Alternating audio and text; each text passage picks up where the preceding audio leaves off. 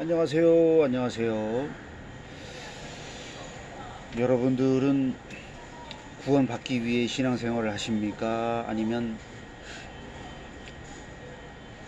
구원해 주신 그 사랑과 은혜 때문에 감사함으로 신앙생활을 하고 계십니까? 그 앞과 뒤가 바뀌면 안 되죠. 근데 그 앞과 뒤가 바뀌어서 신앙생활 한 사람들이 아주 많이 있습니다. 그러니까 구원 받으려고 아주 열심히 노력을 해서 구원을 받으려고 하는 그런 사람들이 있고, 그런 사람들은 아주 열심적인 측면에서는 대단합니다. 예배 출석도 아주 많이 하고, 헌금도 잘 내고, 전도도 많이 하고, 그죠?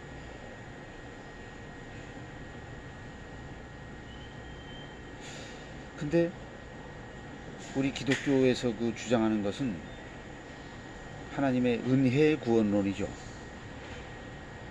그러니까 은혜 구원이 뭡니까? 은혜 구원이 구원받을 사람, 구원받을 자격이 있는 사람을 구원해 주시는 게 아니고, 구원받을 만한 자격이 없는데도 하나님께서 그 사람을 사랑하시고 불쌍히 여겨주시기 때문에 은혜로서, 아무것도 한 게 없는데도 은혜로서 구원해 주신 거, 요걸 받는 거. 그러니까 구원이라는 은혜로서 주시는 선물을 받는 거, 요게 복음이죠. 그러니까 뭘 해서 구원을 받는다고 하는 복음이 아닙니다. 그건 행위죠, 행위. 근데 복음은 하나님이 나를 사랑하시기 때문에 구원해 주셨다. 그게 복음인 것입니다. 근데 이제 누굴 통해서 구원해 주셨느냐? 바로 구세주 예수 그리스도를 통해서 구원해 주신 거죠.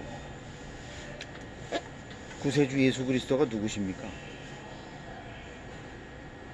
예수님은 참 하나님이시오 영생이시다라고 요한일서에 기록해 놨잖아요. 성부, 성자, 성령 하나님, 성삼위일체 하나님 중에 성자 하나님이시죠.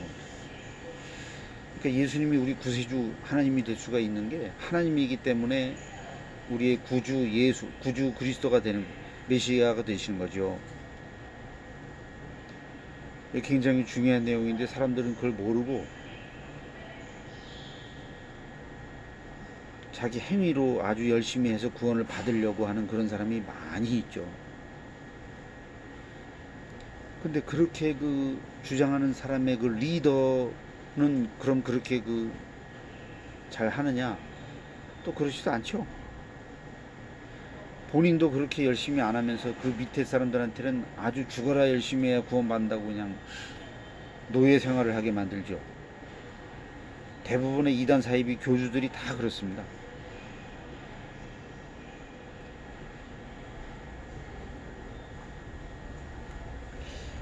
그 로마서에 써 있잖아요. 이를 아니할지라도 경건하지 아니한 자를 의롭다고 하시는 이를 믿는 자에게는 그의 믿음을 의로 여기시나니라고 돼 있어요. 그대로 믿으면 되는 거예요. 그대로.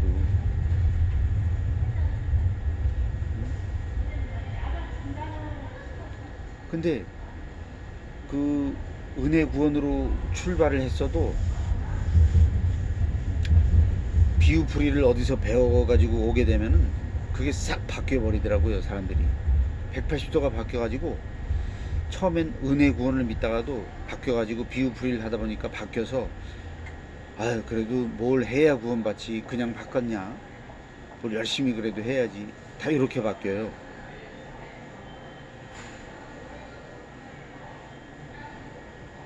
야, 참 그 희한하더라고요. 그 열매가 뭡니까? 그렇게 그 믿는 사람은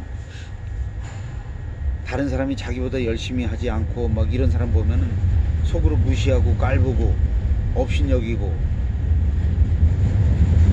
그렇게 되는 거예요. 하나님이 싫어하시는 거죠, 그건. 나보다 늦게 들어온 주제에 또 나보다 전도도 못하고 헌금도 잘 안 내고 뭐 이러는 주제에 막 다른 사람을 그렇게 정죄하는 그런 마음이 들어가게 되는 것이죠.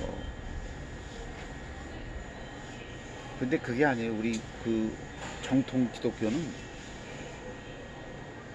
그냥 그 얘기 있잖아요. 바리새인과 그 세리가 이제 그 세리 이야기 있잖아요. 바리새인은 하나님 나는 11조도 내고 뭐도 내고 이것도 하고 저것도 하고 했습니다. 그렇게 했는데 세리는 감히 하늘을 쳐다보지도 못하고 가슴을 치며 통곡하면서 하나님께 나는 죄인입니다. 나를 불쌍히 여겨주세요 하나님. 막 이렇게 기도하니까 그 사람을 구원해 주셨잖아요.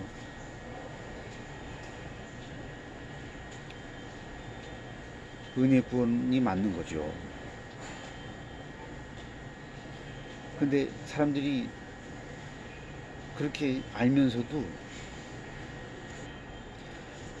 성경에 그 있는 그 어떤 난해 구절 몇 구절 때문에 성경을 오해하는 그런 사람들이 많이 있죠. 예를 들어 뭐 그 죄주 한다고 천국에 가는 것이 아니요 하나님 아버지 뜻대로 행하는 자라에 들어간다는 말씀부터 해가지고 두렵고 떨림으로 구원을 이루라. 또 뭐 그런 몇 가지가 있습니다. 한 번 빚을 받고 타락하면 회개하지 할 수 없다. 그런 말씀들을 올바로 깨닫지 못한 상태로 신앙생활을 하다 보니까 한편으로는 은혜 구원이 맞는 것 같은데 한편으로는 또 행위가 있어야 될 것 같고, 그 둘 사이에서 헷갈려 하는 그런 사람이 많이 있는데, 그 올바르게 깨달아야 되는 것이죠. 예수님께서 말씀하신 것은 너 행위 온전해야 구원받는다, 그게 아니에요. 그거는 그 오해고, 은혜로 구원을 해 주시는데, 그러니까 이제 한 줄로 딱 말씀드리면 뭐냐면, 그 예수 그리스도의 십자가의 그 보혈의 공로를 믿으면 이제 구원받고 하나님의 자녀가 되는데, 그렇게 이제 하나님의 자녀로 이제 구원받은 그 사람은 아주 그 어떤 신앙적인 그런 그 행위, 올바로, 그러니까 착하게 살아라, 올바른 그런 그 크리스찬답게 잘 살면 복과 상을 주겠다, 이제 그 말씀입니다. 그건데 오해해가지고 구원과 복과 상 요런 거를 혼동해서 그 이해하는 바람에 뭔가 좀 뒤죽박죽이 됐죠.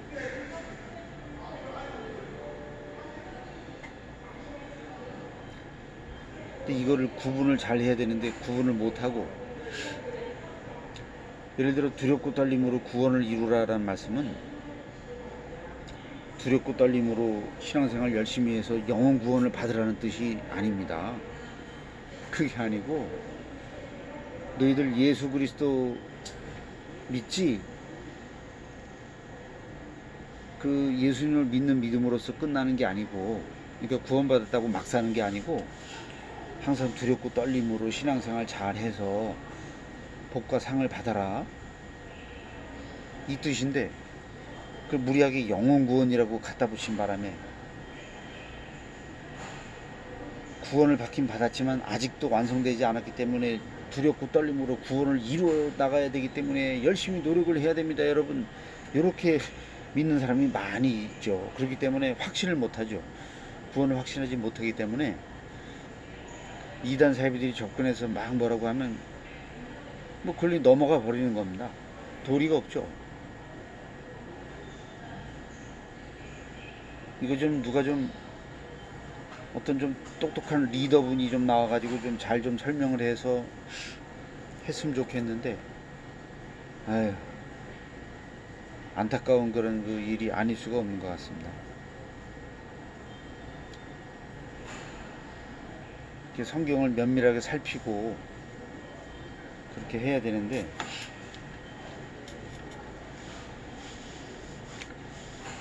또 주여 주여 하는 자마다 천국 가는 게 아니고 내 아버지의 뜻대로 행하는 자에 들어가리라 하는 말씀은 그 문맥에서 보게 되면은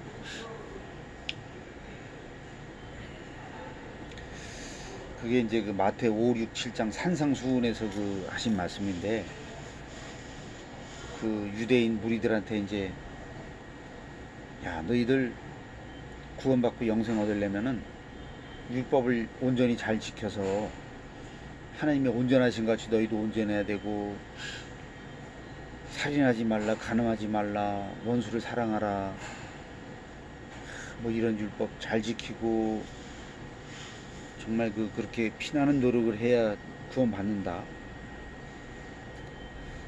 이렇게 말씀하셨는데, 그 말씀이 표면적으로는 율법을 잘 지켜야 구원받는 것으로 이제 느껴지지만, 사실은 그게 반대입니다. 반대. 역설적인 반어법적인 교훈으로서 말씀한 것이죠.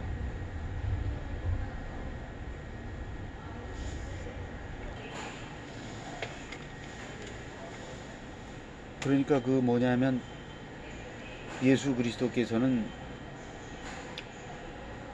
야, 너희들 내가 메시아, 내가 그리스도인데 나를 믿고 죄사함 받고 구원받아라 라는 말씀을 하고 싶으신데, 그렇게 말씀해 봐야 사람들이 절대 믿지 않을 걸 너무나 잘 알고 계시기 때문에, 사전에 어떤 말씀을 해야 되냐면, 너희도 율법 완벽하게 지키면 구원 받을 수 있어. 그렇게 한번 지킬 수 있으면 지켜봐. 그러나 너희들은 그건 못한다. 99개의 율법을 지켜도 하나를 범하면 다 범한 게 되기 때문에 그걸로는 절대 천국 못 가요. 그렇기 때문에 내가 이 땅에 온 거다. 나를 믿고 죄 사함 받고 구원 받아라. 이렇게 말씀하시려고 이제 그렇게 한 건데, 근데 애석하게도 이제 마태 5, 6, 7장에는 복음이 아직 선포가 안 됐죠. 아직까지는 예수님께서 비밀로 이제 비밀로 붙여 두셨더라고요. 근데 이제 그건 어떻게 할 수 있냐면, 다른 복음서를 이렇게 종합적으로 참조해 보면 알 수가 있는 거죠. 내가 바로 그리스도야. 길이요 진리요 생명이니 나로 말미암지 않고는 아버지께로 올 수가 없다. 나를 믿어야 돼. 그러니까 이 말씀 하려고 그러는 거죠.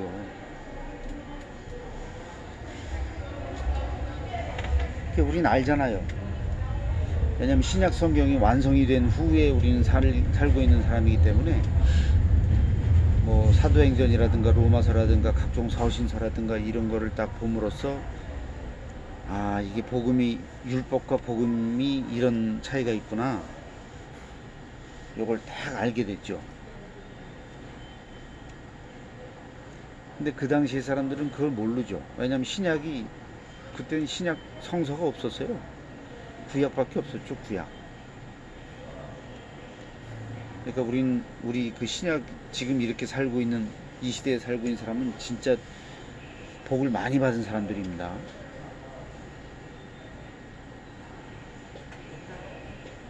예수님의 탄생과 예수님의 사역과, 그다음 예수님의 십자가의 죽으심과 부활, 그다음에 승천, 그리고 앞으로 오실 재림에 대한 그런 내용을 우리는 성경을 통해서 알고 있기 때문에 아주 복받은 사람들입니다.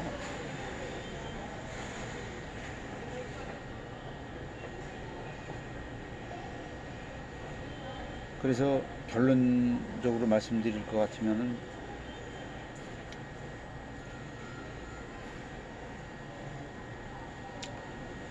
은혜로 주신 구원을 우리는 감사함으로 그냥 받으면 되는 거예요. 받으면 할 일이 없어요. 예수님이 2000년 전에 십자가에서 돌아가심으로써 그 다 해놓으신 그 구원을 우린 그냥 감사합니다 하고 받기만 하면 되는 것입니다. 그러면 구원받고 하나님의 자녀가 돼서 천국 갑니다. 천당 갑니다. 천당.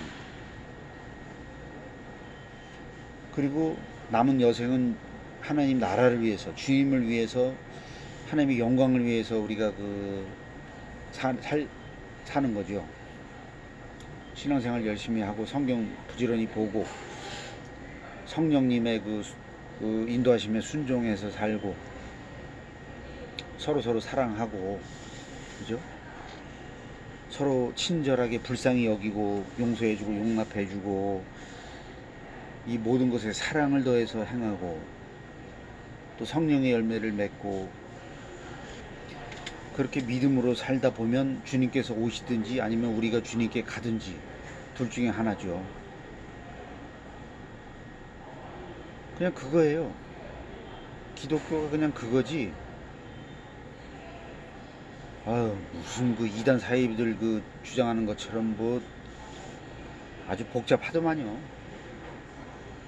다 소설입니다. 소설. 이단 사이비들이 얘기하는 건 다 소설이고 교주를 드러내기 위한 어떤 그런 시나리오, 그거 속으면 안 됩니다.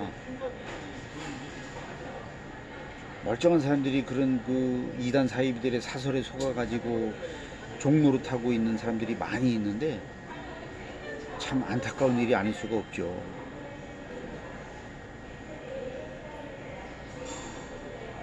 근데 그것도 다 하나님께서 하시는 일입니다. 그러니까 이제 이단 사이비에 빠진 사람들이 본인이 부주의하고 믿음이 없어 빠진 것처럼 보이죠. 물론 사실입니다. 그렇지만 영적인 어떤 그런 배후에 하나님께서 그렇게 하신 거예요. 진리를 믿지 아니하고 불의를 좋아하는 자들로 하여금 심판을 받게 하시려고 거짓 것을 믿게 하셨다라고 성경에 아주 딱 찍혀 있어요. 결론은 안 믿으니까, 믿지 않으니까 이단 사이비에 빠지는 거예요. 그러니까 올바른 믿음으로서 신앙생활 잘하고 그렇게 하는 게 굉장히 중요한 것이죠.